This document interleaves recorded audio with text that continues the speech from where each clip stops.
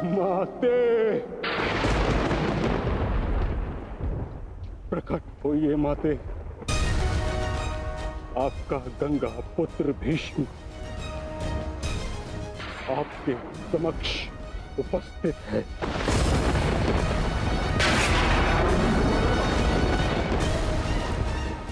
क्या मेरी आवाज आप तक नहीं पहुंच रही? समूचे संसार को अपने जल से शीतलता प्रदान करती हैं आप। आज अपने पुत्र के जलते हुए हृदय को शीतलता प्रदान करिए माते। प्रकट होइए। समझ गया मैं। आप मुझसे रुष्ट हैं, असंतुष्ट हैं। आप कर भी क्या सकती हैं? इस पथ का चयन अपने लिए मैंने स्वयं किया। यही मेरा दोष है। मेरा दोष वो प्रारब्ध है जिसने मुझे इच्छा मृत्यु का श्राप दिया है। मेरा दोष मेरी वो प्रतिज्ञा है जिसे मैं तोड़ नहीं सका।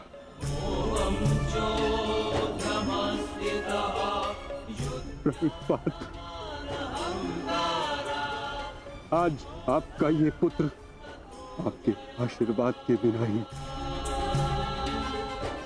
युद्ध में भाग लेने जा रहा है। अपनी भूल के लिए भाग्य को दोष देना उचित नहीं है गंगापत।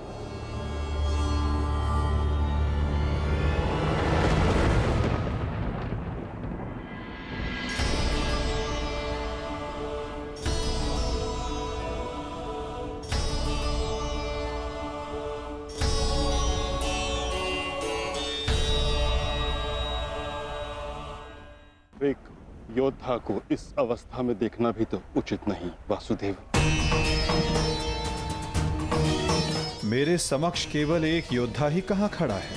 मैं तो उस पुत्र को, उस पितामह को देख रहा हूं जिसकी दृष्टि में अपराध बोध है और मन में पश्चाताप की अग्नि। सत्य कहा आपने।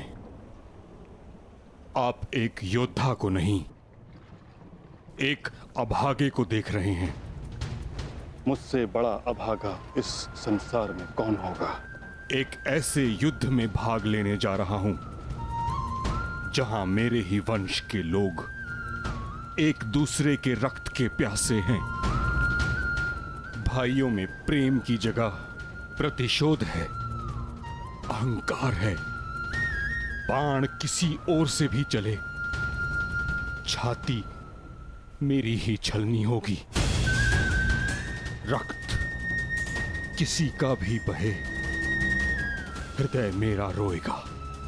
और मैं इस अनर्थ को रोकने के लिए कुछ भी नहीं कर सकता। जब आप रोक सकते थे तब आप मौन रहे गंगापुत्र।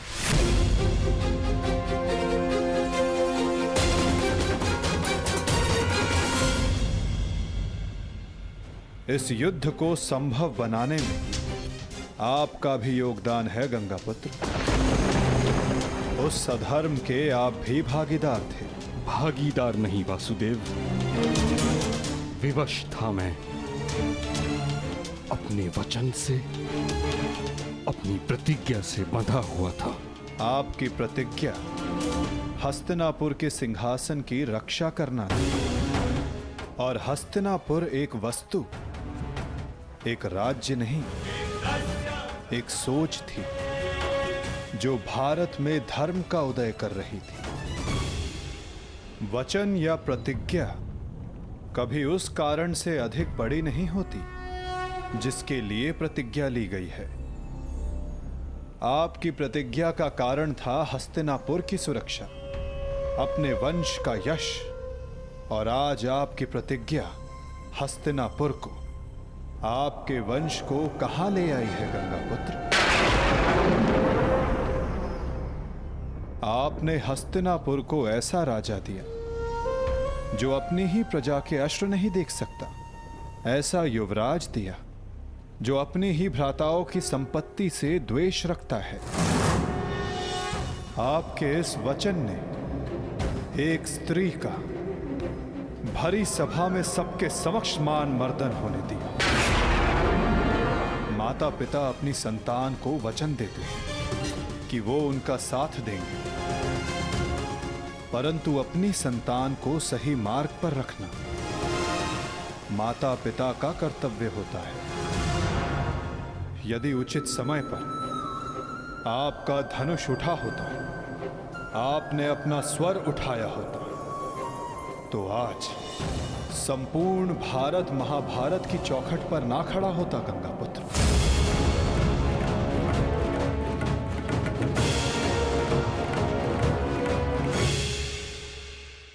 आपकी इस प्रतिज्ञा को पूर्ण करने के लिए कितना बड़ा मूल्य चुका रहा है ये संसार। समय आ गया है कि उस प्रतिज्ञा को तोड़ दिया जाए, क्योंकि उचित और अनुचित की परिभाषा प्रतिज्ञा से नहीं, अंतरात्मा की पुकार से बंधी होती है गंगापुत्र। ये चुनाव आपका था और इसका फल भी आप ही भोगेंगे। अपने चुनाव के लिए आप स्वयं उत्तरदायी हैं गंगापुत्र, ना कि आपकी प्रतिज्ञा और ना ही आपका प्रारब्ध।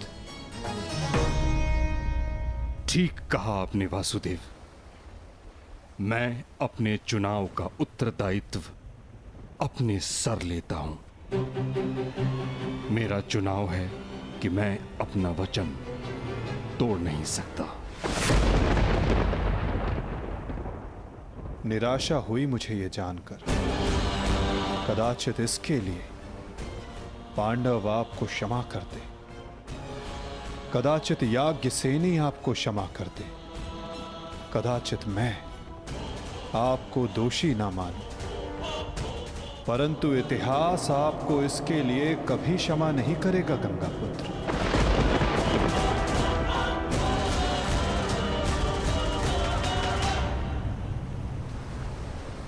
रुकिए वासुदेव, मैं नहीं चाहता कि मुझे क्षमा मिले।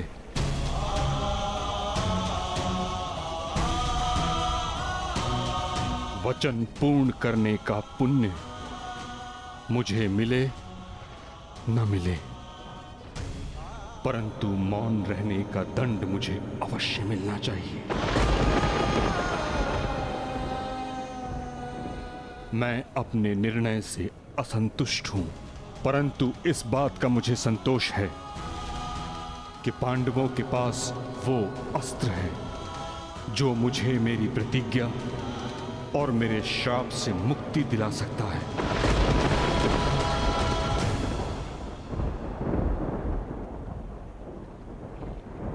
आप भली भांति जानते हैं कि मैं किसके विषय में बात कर रहा हूं, किंतु पांडवों को इसका ज्ञान नहीं। उनका मार्गदर्शन आपको करना होगा वासुदेव। भीष्म नामक समस्या का समाधान आप उनको सुझाएंगे।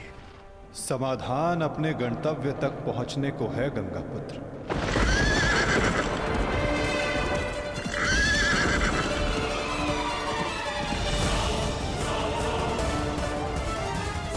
प्रणिपात।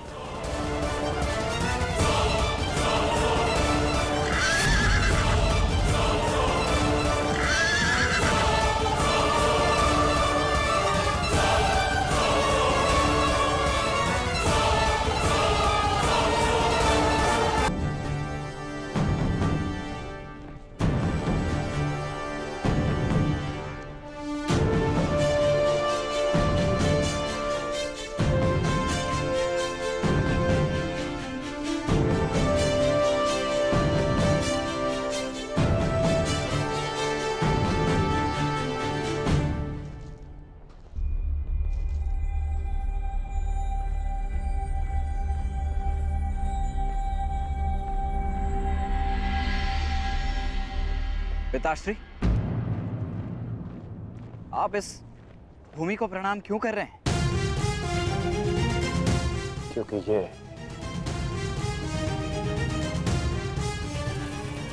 अति पावन भूमि है जहां मेरे गुरु परशुराम ने तपस्या की। परंतु अब ये एक युद्ध भूमि है। अब यहाँ तपस्या नहीं, शत्रुओं का संहार होगा। एक योद्धा के लिए युद्ध भूमि उसकी कर्म भूमि, धर्म भूमि और यज्ञ भूमि होती है, मंदिर के समान पवित्र होती है। परंतु पिताश्री, मेरी दृष्टि में ये सोच एक योद्धा को युद्ध में निर्बल बनाती है। मेरा मानना है कि योद्धा जब तक क्रोधित ना हो तब तक वो प्रहार नहीं कर सकता। नहीं,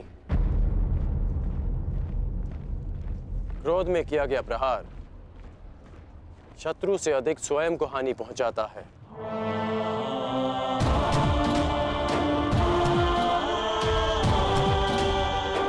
परंतु ये तुम्हारा नहीं, तुम्हारी आयु का दोष है। जब मैं भी तुम्हारी आयु का था तो ऐसा ही सोचता था।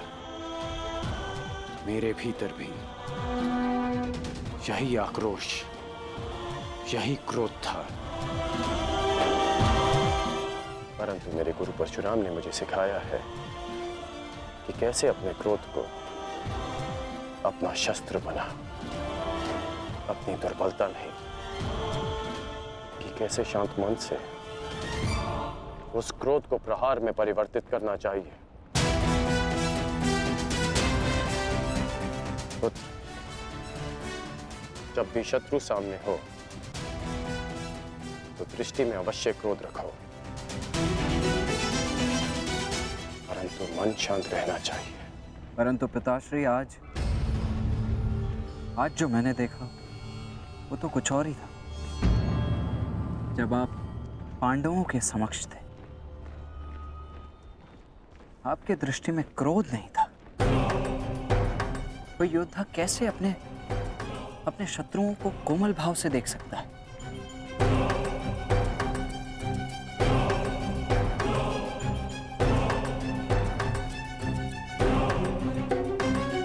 आवश्यक नहीं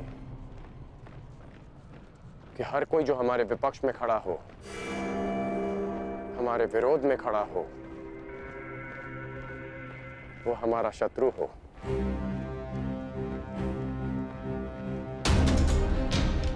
शत्रु हमारे भीतर होता है, जो बीते कर्मों का फल बनकर हमें सर्प की भांति डसता है। इसमें कोई संदेह नहीं कि भीम सबसे बली है, प्रबल योद्धा है। परंतु यह भी निश्चित है कि कुमार धृष्टद्युम्न रणनीति में सबसे कुशल और प्रहार में सबसे गतिमान है। परंतु एक सेना के दो सेनापति कैसे हो सकते हैं धर्मराज? अब आप ही बताइए कि किसे सेनापति चुना जाए।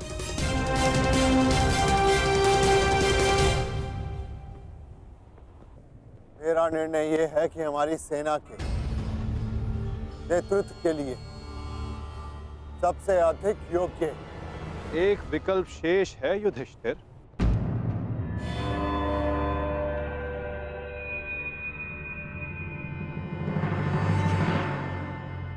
कौन वासुदेव? सेनापति पद के लिए भीम से अधिक कुशल और कौन हो सकता है? भीम की कुशलता पर मुझे कोई संदेह नहीं, परंतु हमें एक ऐसा सेनापति चाहिए जो युद्ध में गंगा पुत्र के समक्ष खड़ा हो सके।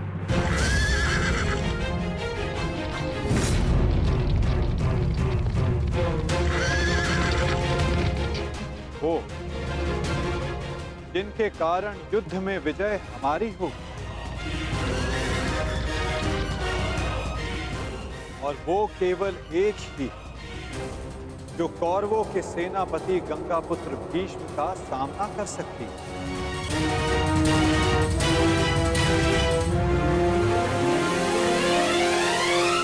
शिखंड।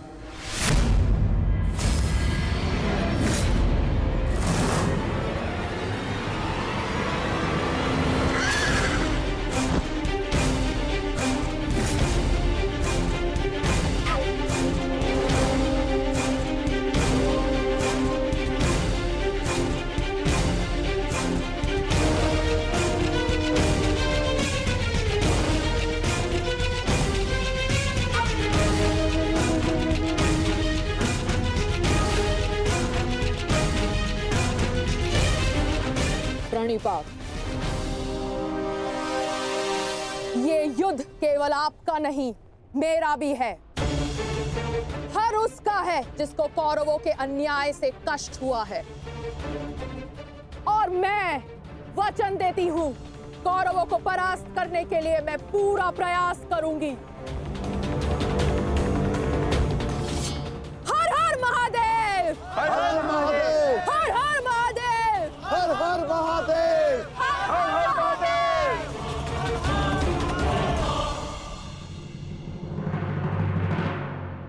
एक समस्या अब भी सामने है वासुदेव। हमारे पास 7 अक्षौणी सेना है और कौरव सेना 9 अक्षौणी। हमें कोई ना कोई समाधान अवश्य निकालना होगा वासुदेव। उन पांडवों के पास 7 अश्विनी सेना है और हमारे पास 9। चिंता करने की आवश्यकता उन्हें है, हमें नहीं। यदि तुम यूं ही बैठे बैठे आनंद मनाते रहोगे ना दुर्योधन, तो शीघ्र ही ये समीकरण बदल जाएगा। ना, मेरे कहने का तात्पर्य ये है कि शीघ्र ही ये समीकरण बराबर का हो जाएगा दुर्योधन। समझ गए? कैसे?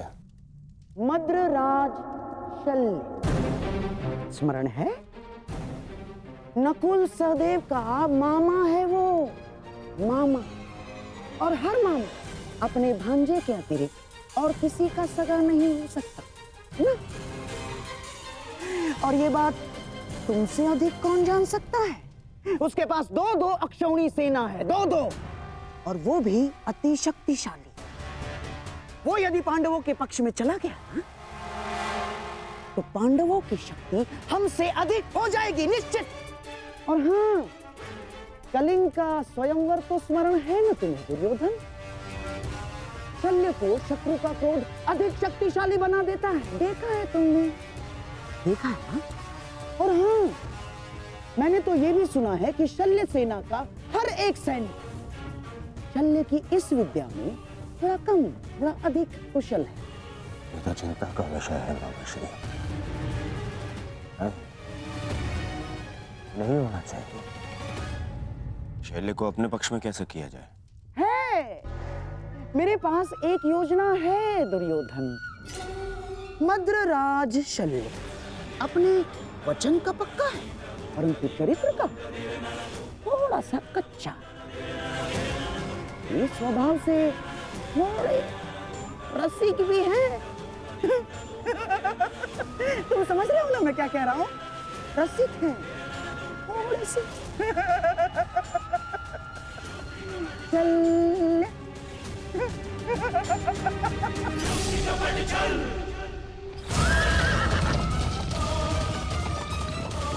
शीघ्रता करो सारथी, पांडु के शिविर तक पहुंचने में और कितना समय लगेगा?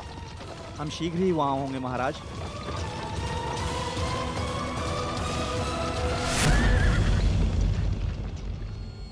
रथ क्यों रोका? मार्ग में कोई है महाराज। इसका साहस जो मद्रराज का मार्ग रोक सके। मद्रराज की कोई सूचना अनुजो? अब तक मामाश्री का कोई समाचार नहीं आया है। समझ में नहीं आता किस कारणवश उन्हें इतना विलंब हो रहा है। प्रतीक्षा केवल दुर्बल करते हैं नकुल, योद्धा केवल प्रयास करता है।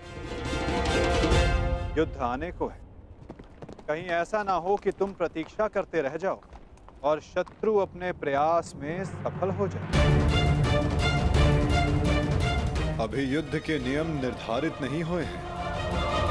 किसे क्या, कब, कहां, कौन सी अनहोनी हो जाए,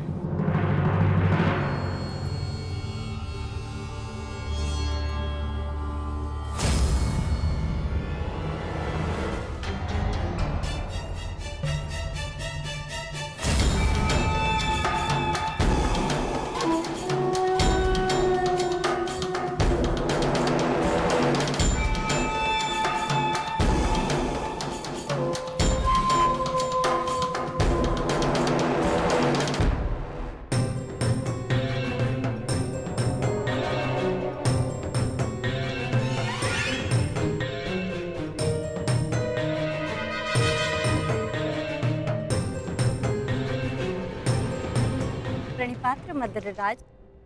कौन है आप? आपकी सेविकाएं। आपकी यात्रा बहुत लंबी है, आपकी सेवा के लिए आए हैं, आपको आपके गंतव्य स्थान तक पहुंचाने। किसने आपको भेजा है? वासुदेव। वासुदेव? वासुदेव को हमारा धन्यवाद कीजिएगा, परंतु मुझे आज विलम्ब हो रहा है। प्रणाम। मर्दराज, क्या आप हम दोनों को दंडवीर बनाना चाहते हैं?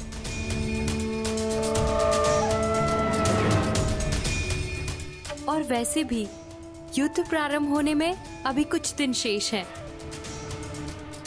मद्रराज, कहीं आप ये तो नहीं मानते कि हम इतने सुंदर नहीं हैं कि आप हमें आपकी सेवा का अवसर प्रदान कर सके?